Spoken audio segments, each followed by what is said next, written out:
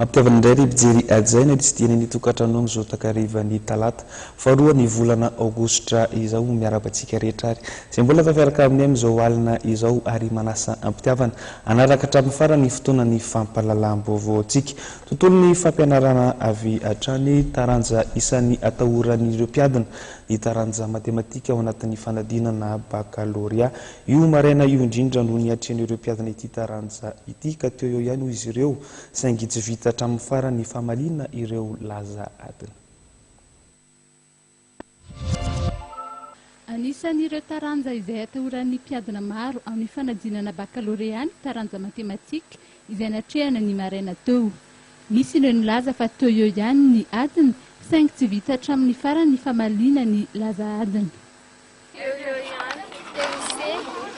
Mitovy amin'ny fataona ampianarana ihany ve sa nahoana amin'ny sarany misy tsy ampy kely misy tsy vita kely ohatrany somary nananina kely natahotra kely fotsiny dia lasa ohatrany sarotsarotra indray série A2 tsy dia ny sarotra mihitsiny mora daholo tsy vita daholo tsy nahatratra lesika azo lazaina hoe eo ihany izy zany raha mihoatra ny tamin'ny arotaona izy ohatrany mihafa kely mihitsy tamin'ny télévision tena ohatrany teo amin'ilay manao an'ilay courbe zao ohatrany tsy aikatsy ny atao mivoaka mihitsy anaty fonction. Ina izao matière tena atahoranao?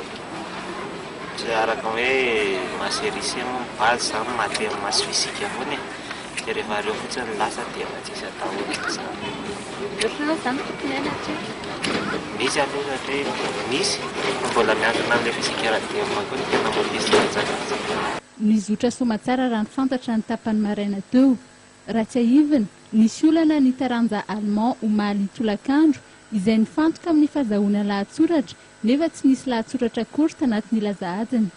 Ny avy eo anivon'ny office du baccalauréat dia nanambara fa tsy tokony ampikorotana ny sain'ny ankizy mpiadina izany satria tsy hisy fiatraikana amin'ny notin'izy ireo.